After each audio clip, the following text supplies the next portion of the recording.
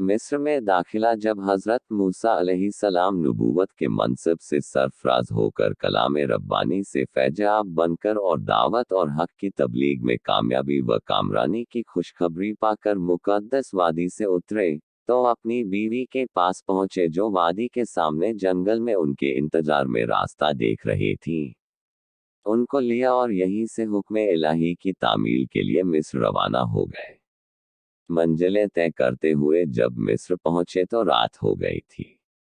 खामोशी के साथ मिस्र में दाखिल होकर अपने मकान पहुंचे। अंदर दाखिल हुए और माँ के सामने एक मुसाफिर की हैसियत में जाहिर हुए। यह बनी इज़राइल में मेहमानवाज घर था। हजरत मूसा अलैहिस्सलाम की खूब खातिर मदारत की गई। इसी बीच उनके बड़े भाई हजरत हारून आ पहुंचे। यहाँ पहुंचने से पहले ही हारून को अल्लाह की तरफ से रिसालत का मनसब दिया जा चुका था, इसलिए उनको वही के जरिए हजरत मूसा अलैहिस्सलाम का सारा किस्सा बता दिया गया था।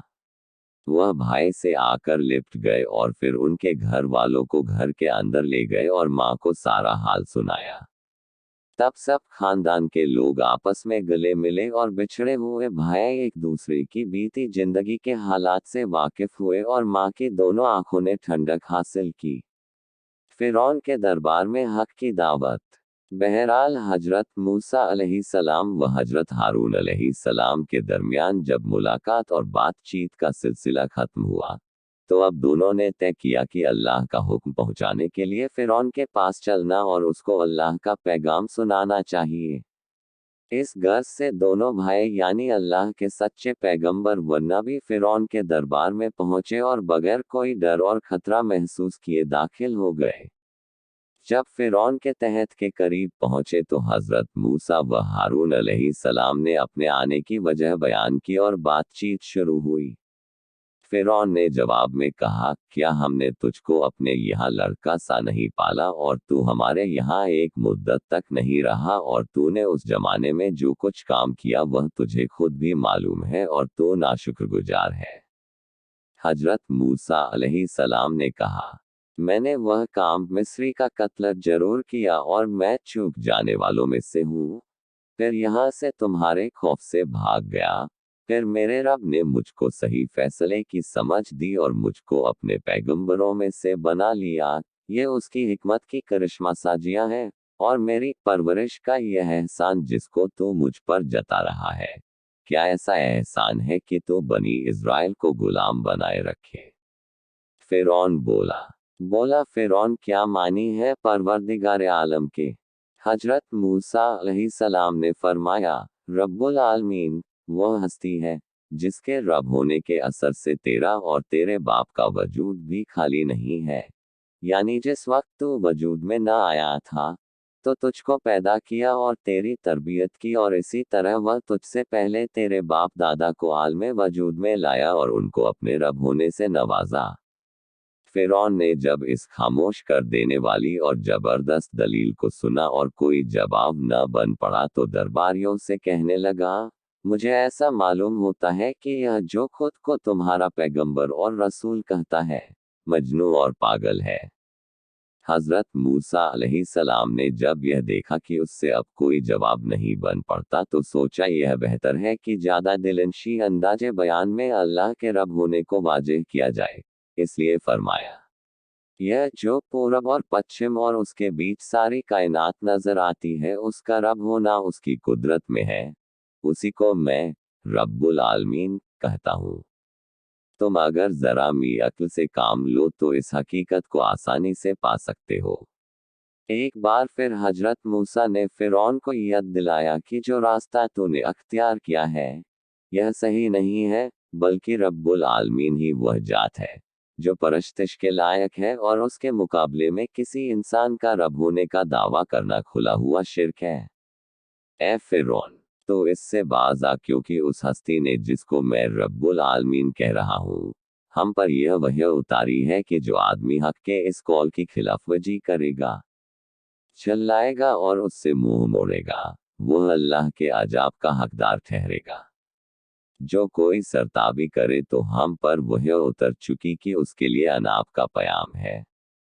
फिरौन ने फिर वही सवाल दोहर अगर ऐसा ही है तो बतलाओ तुम्हारा परवरदिगार कौन है। मूसा ने कहा, हमारा परवरदिगार वह है जिसने हर चीज को उसका वजूद बख्शा और उस पर जिंदगी व अमल की राह खोल दी। फिर उनका क्या हाल होता है जो पिछले जमानों में गुजर चुके। मूसा ने कहा, इस बात का इल्म मेरे परवरदिगार के पास नविश्ते में है। मेरा परवरदिगार ऐसा नहीं कि खोया जाए या भूल में पड़ जाए। वह परवरदिगार जिसने तुम्हारे लिए जमीन बिछोने की तरह बिछा दी, चलने फिरने के लिए उसमें राहें निकाल दी, आसमान से पानी बरसाया, उसकी सिंचाई से हर तरह की वनस्पति के जोड़े पैदा कर दिए, खुद भी खाओ और मवेशी भी चराओ। इस बात में अक्ल वालों के लिए कैसी खुली निशानियां हैं। उसने इस जमीन से तुम्हें पैदा किया, उसी में लौटना है और फिर उसी से दूसरी बार उठाए जाओगे। हजरत हारून का किरदार। तफसीर के उलेमा लिखते हैं कि फिरौन और मूसा के इन मुकालमों में हजरत हारून अलैहिस्सलाम दोनों के दरमियान तर्जुमान होते और हजरत मूसा अलैहिस्सलाम की दलीलों और सबूतों को बड़े ही असरदार अंदाज के साथ अदा फरमाते थे। फिरौन का रद्द-ए-अमल। अलग अलग मजलिसों में बातचीत का यह सिलसिला जारी रहा और फिरौन ने बहस के सिलसिले को खत्म करने के लिए दूसरे तरीके अख्तियार किए। आखिरकार उसने अपनी कौम को मुखातब करते हुए कहा, और फिरौन ने कहा, ए जमात, मैं तुम्हारे लिए अपने सिवा कोई खुदा नहीं जानता।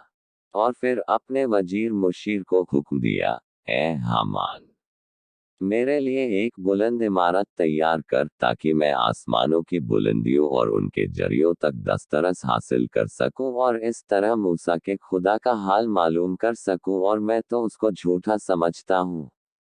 हामान। हामान के बारे में कुरान ने साफ नहीं किया कि यह शख्सियत का नाम है या ओहदे और मनसब का, और न उसने इस पर रोशनी डाली कि हामान ने इमारत तैयार कराए या नहीं। तौरात भी इस बारे में खामोश है। फिरौन के दरबार में मुजाहरा।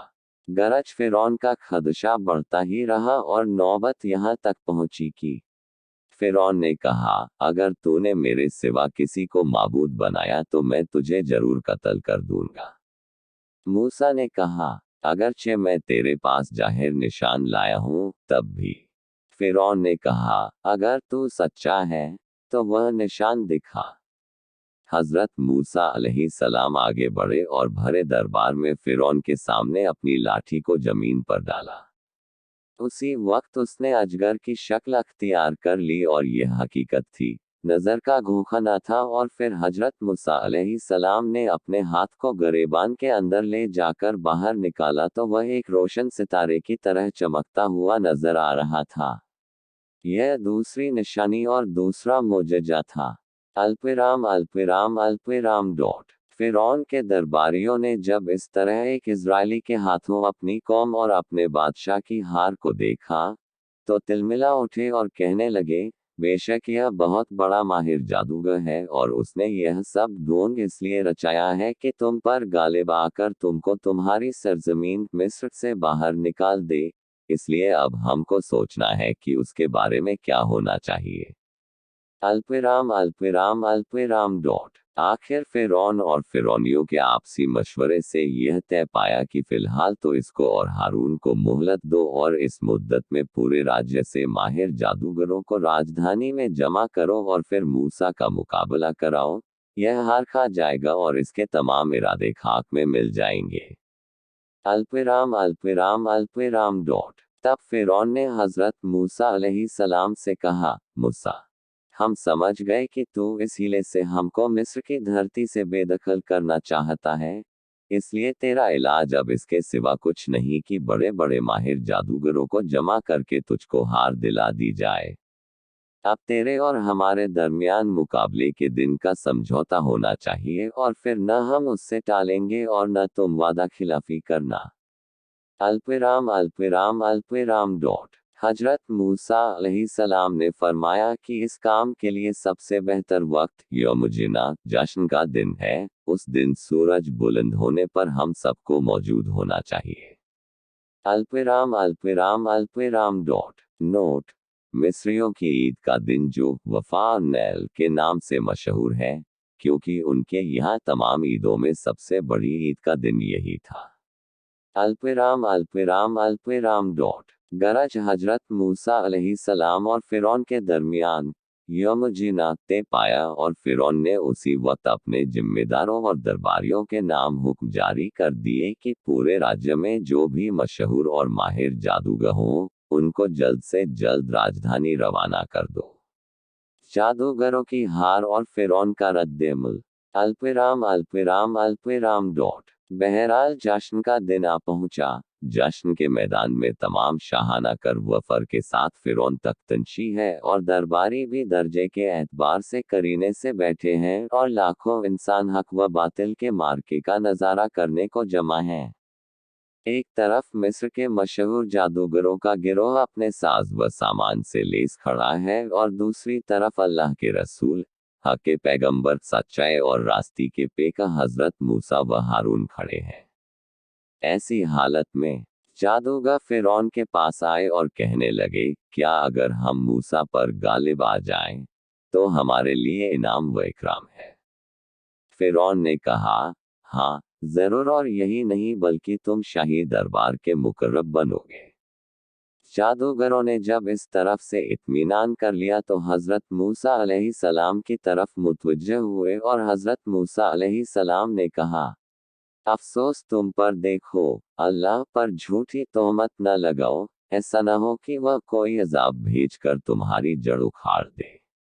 जिस किसी ने झूठ बात बनाई वह नामुराद हुआ। जादूगरों ने कहा, ए मूसा, या तो तुम अपनी लाठी फेंको या फिर हम फेंके। मूसा ने कहा, तुम ही पहले फेंको। फिर जब जादूगरों ने जादू की बनाई हुई लाठियां और रस्सियां फेंकी, तो लोगों की निगाहें जादू से मार दी और अपने करतबों से उनमें दहशत फैला दी और बहुत बड़ा जादू बना लाए। और उस वक्त हमने मूसा पर वही की कि तुम भी अपनी लाठी डाल दो। जो ही उसने लाठी फेंकी तो अचानक क्या हुआ कि जो कुछ झूठी नुमाइश जादूगरों की थी, सब उसने निगलकर नाबूद कर दी। बस हक कायम हो गया और वे जो अमल कर रहे थे, बातिल होकर रह गया।